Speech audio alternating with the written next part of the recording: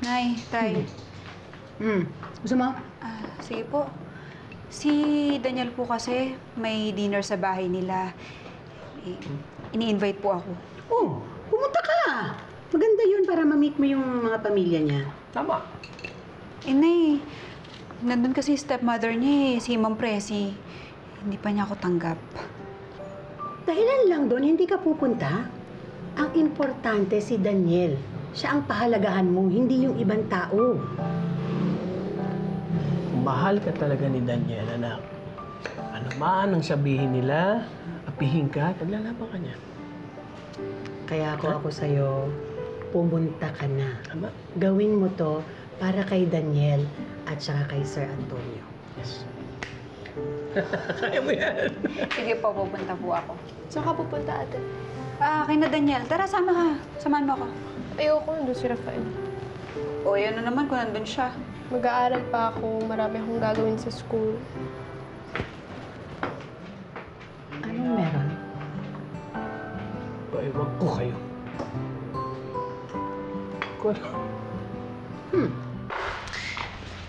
Hindi ba nakakaya tong suot ko? Ikaw ang pinakamagandang babae sa gabing to, okay? Ngayong gabi lang. All day and all night. Mm-hmm. Tara. Daniel! Pa, Margaret! Magandang gabi po, Sir Antonio. Huwag mo akong tatawagin Sir Antonio. Tito Antonio na lang, okay? Maraming salamat po pala dahil inimbitahan niyo po ako dito sa bahay niyo. Tito Antonio. Magandang gabi po, Madam Presi. Good evening, Margaret. And thank you for accepting our invitation. Si Daniel po kasi mapilit. Well, well, well, well. The food is waiting. Come on, let's have dinner. pa, susunod na lang po kami. Okay. Christine, dali mo ako dun.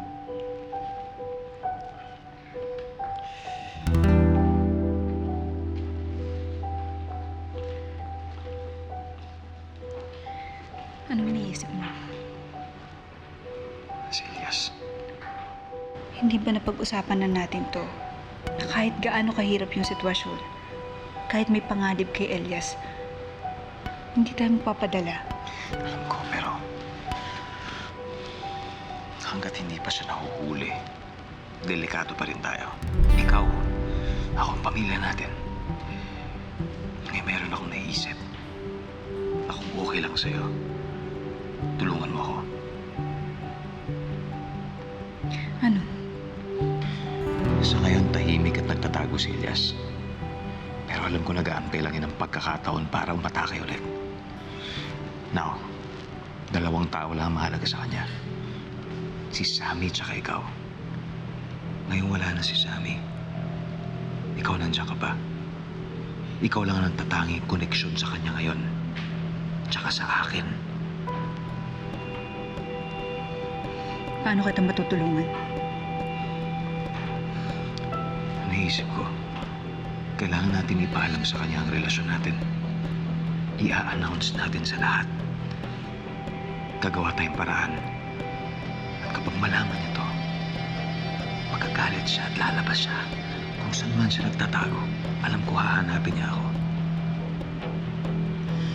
Maiksi lang ang pasensya ni Elias. Kapag galit siya, nabubulagan siya, padalos-dalos siya sa mga desisyon niya. Exactly my point. Mabubulagan siya sa galit niya. Kapag nangyari yan, magkakaharap na kami. Lalamunin siya ng sarili niyang galit. Kung yun lang ang tanging paraan para mahuli at tumigil na si Elias sa lahat ng pagkukulan niya, papayag ako. Okay?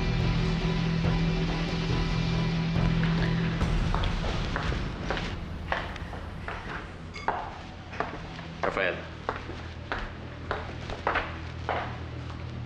Hi. You know what? Why don't you vlog about this dinner?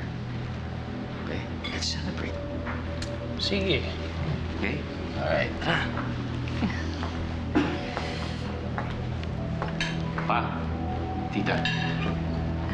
Margaret po. Nauna nang papango sa salad, nagugutom na raw siya.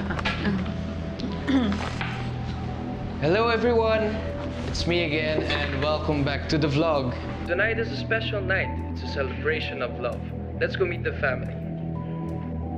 Meet my mother. Hello. Beautiful mother. My dad. Kuya Daniel. And the beautiful girlfriend. Kuya, ganyan din naman tayo noon ah. Oh. Naman!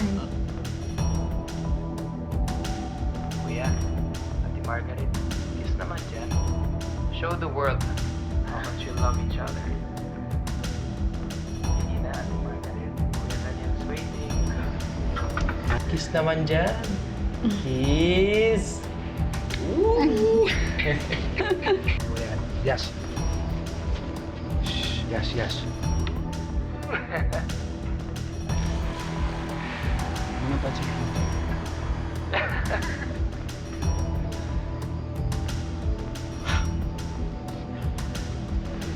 Oh my. Is this true? Daniel and that Margaret girl are now officially a couple.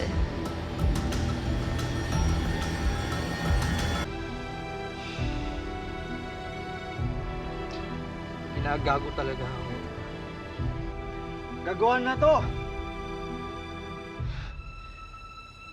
Ginagago nila akong dalawa eh!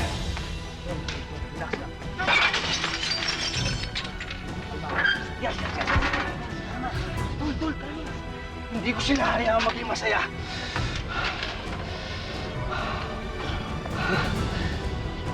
Kinuha niya sa akin si Sammy, ngayon naman si Margaret, ha? Patapusin ko mga maliligayang araw niya.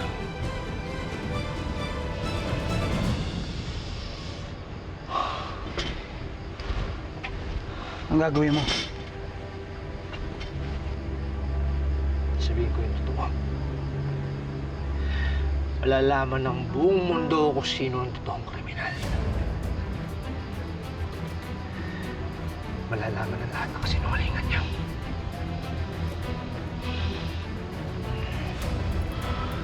Daniel, believe ako sa'yo. Marunong kang pumili ng babae. Manang-mana ka sa tatay mo. Mahilig sa mga magagandang babae. Margaret, feel at home, ha? Huwag ka mahiya. Consider yourself as part of this family. Okay? Thank you po. Welcome to the family, ate. Salamat. Salamat. Stop treating her like royalty. Init na tubig na yelo. Maganda lang siya, pero wala namang class. Paano hindi pa nakapag-college? Margaret, how did you and Daniel meet? Did you meet in school? Saan ka ba nagtapos ng college, Iha? Ah,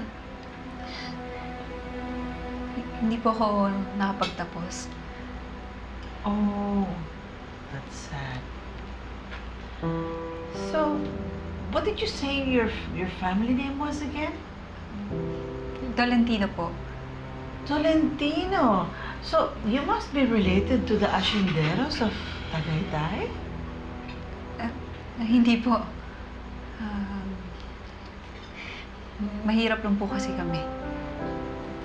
Oh, I see. So, what does your dad do for a living? Did he or does he work in a mine? Yung mga naghahanap ng ginto? Mangingisda lang po yung tatay ko.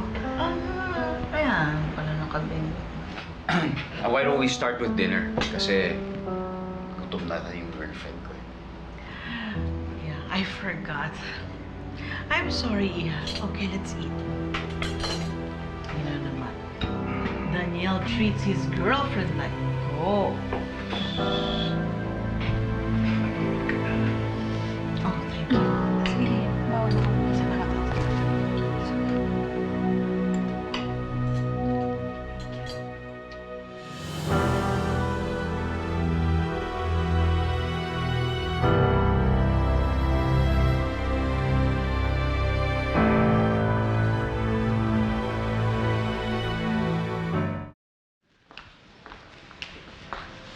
Maghantay lang tayo ng ilang araw.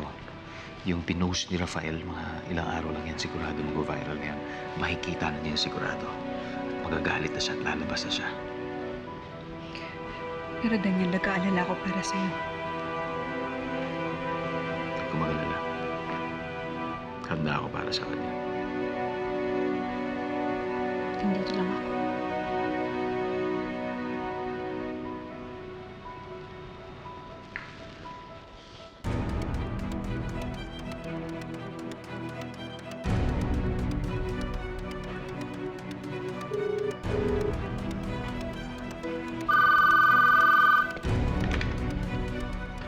Yes.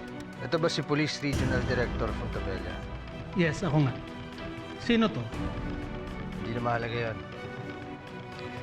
Naalala niyo ba yung kasong pagpatay kay Brent Evangelista? You mean si Oscar? Oscar Evangelista? Di ba kayo yung taong nilapitan ng tatay niya para humingi ng hustisya dun sa namatay niya anak? Kilala ko pamilya nila, pati ang kaso ng pagpatay kay Brent. Alam ko kung sinong totoong pumatay sa kanya.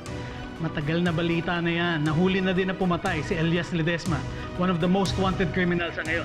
Hindi siya ang totoong pumatay. Si Daniel Larrazabal ang totoong pumatay kay Brent Evangelista.